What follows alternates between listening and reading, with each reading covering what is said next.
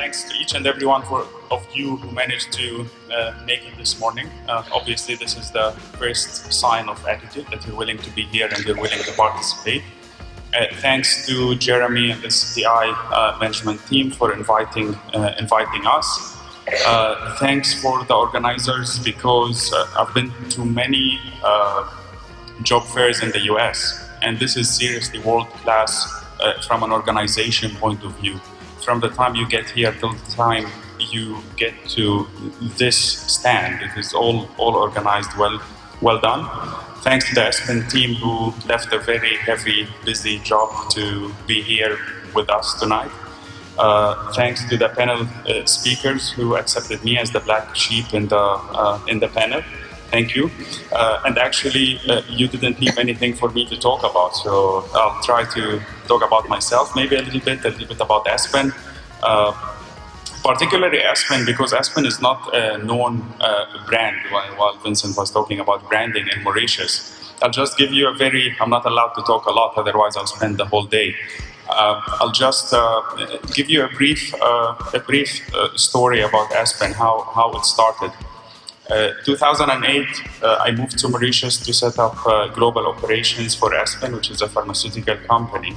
So it started with one. And that one is 100% expatriate. Today at Aspen, we're more than 140 employees, with 80% from Mauritius. Not only that, we've achieved a lot in the past 7 years. So some statistics overall: 53% of our staff are females, which is also, this is in our promotion of diversity and our also our aspiration to continue to be a diverse company.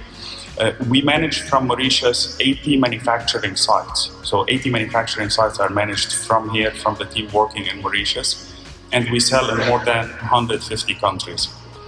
So our annual sales is about 40 billion rupees, but that's nothing compared to what we do. It's not about the numbers.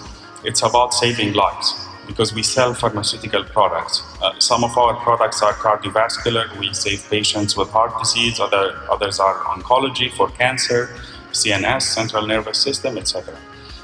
Since inception, we sold 200 million packs. Just to put it into perspective to the numbers in Mauritius, 200 million packs, if you divide it by the population of Mauritius, if we ask everyone in Mauritius to open a pack, we need to have 160 times, roughly, about 160 times the population of Mauritius to open the packs that we sold. So you can see how many patients around the world either improve their lives or we save their lives by selling this medicine. Now, what does this mean for you? What does it mean for someone who's coming to a job fair rather than knowing about the company? The jobs that we're creating. How we created jobs in a market where we do not have global pharmaceutical players. So in Mauritius, we do not have many companies who sell globally and everywhere in the world.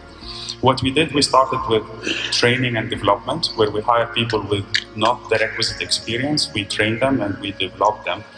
Another exciting program that we did was repatriation. What we saw, there are many Mauritian talents that are outside Mauritius. And actually the government in the last budget, they are incentivizing this, returning Mauritians. So Mauritians. So we attracted those who are living in the UK and Australia and doing certain jobs there, because they found better opportunities to have similar or even better opportunities here in Mauritius. That was something in addition to training and developing people from here.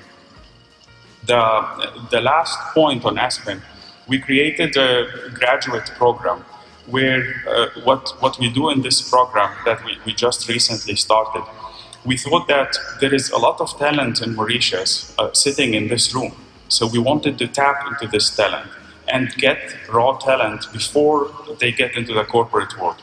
And we started a graduate program that involved training by having a classroom training, mentorship, where every graduate will have a mentor and job rotation, and that will help us also to in our investment in Mauritius, and it's a win-win situation in growing our talent base.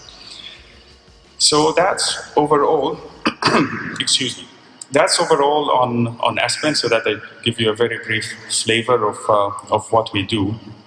Now, to focus on the global job market, I'll give you actually my views of the global job market.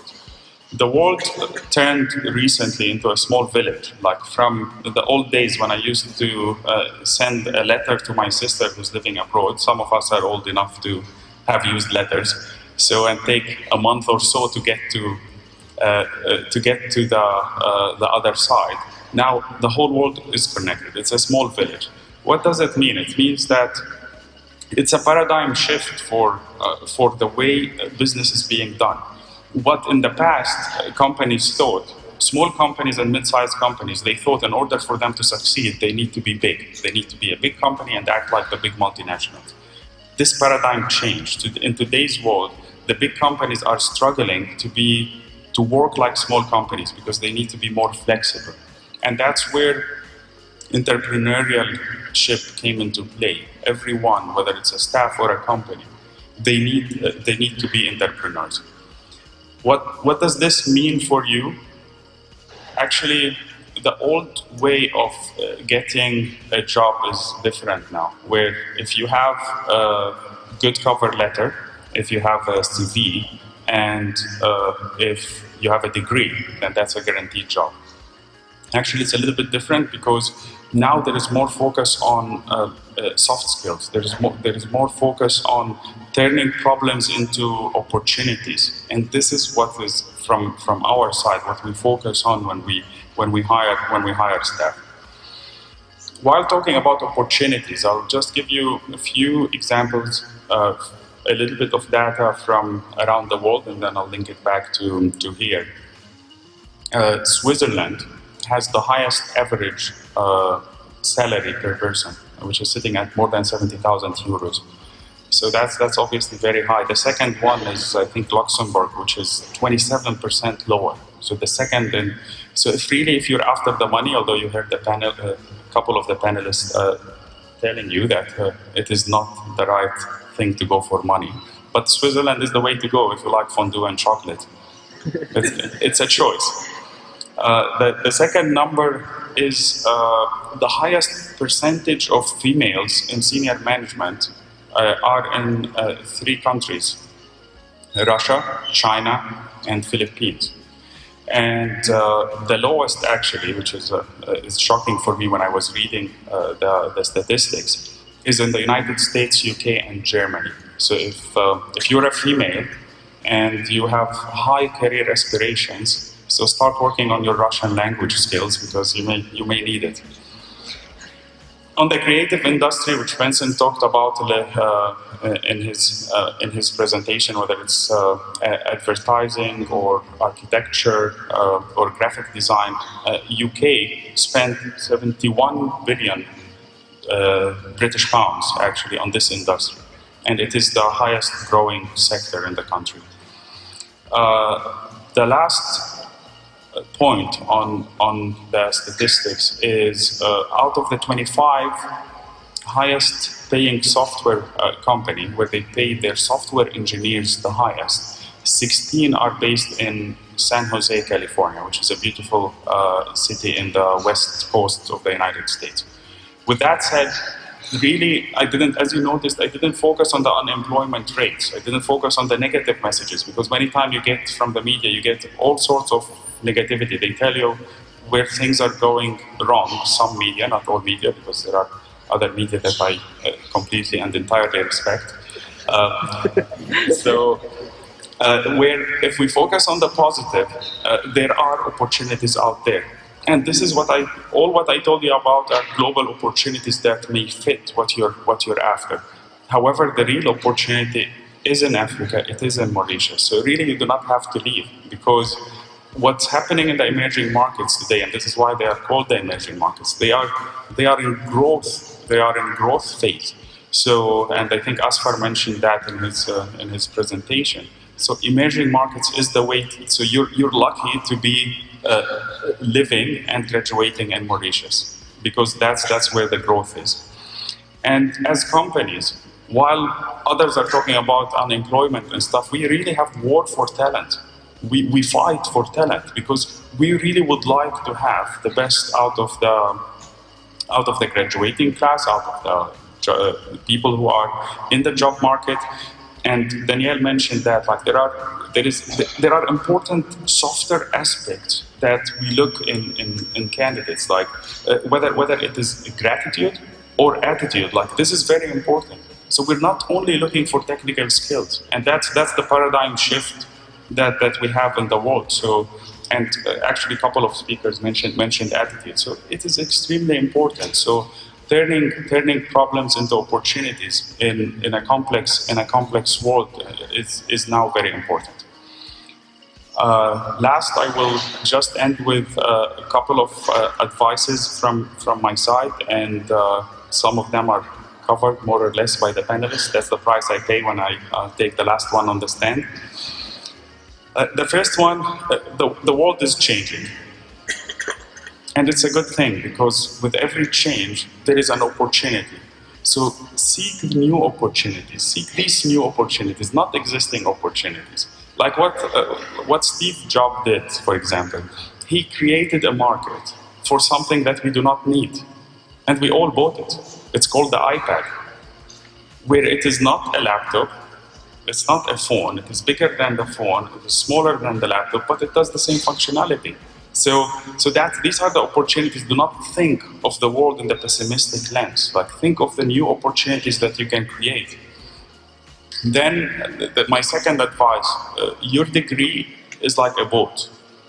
So if you graduated or you're about to graduate, you earned a boat. That boat will not take you anywhere unless you pedal hard. So there is a lot of effort that needs to be put into place. Like when you see successful people, they are not successful just because IQ or EQ or they are lucky. Some may be lucky, but the majority of successful people, they work very hard. So the boat needs to be pedaled. That's your degree. But also, if you leave the boat without maintenance, it will deteriorate. And what maintenance means for your degree or for your board is continuous learning. You cannot stop learning. If you're the CEO of the company, if you're the head of if you're the creative director, if you're the head of the chief editor, you always need to continue learning. My last point, as you start your career, and even in personal life, you will face many problems. So no doubt, don't think that you will be sheltered by your mom and dad. For some who were sheltered, or they are cleaning or washing for them because they want them to do better, as Danielle mentioned earlier. So the world is not easy. That's for sure, and you will face problems. It is only how you react to the problems. So it's only how you deal with these problems what's important. And what I call it, and I mentioned that to my team in a presentation before, it's like riding a wave. Every problem is coming at you like a wave. So you either ride it, which you get the best out of the problem, you learn the best out of it, you use it to your advantage, you create the opportunity out of it, or you let it hit you. And the winning attitude is to ride the wave. So I expect many surfers will come out of this room. Thank you very much for listening.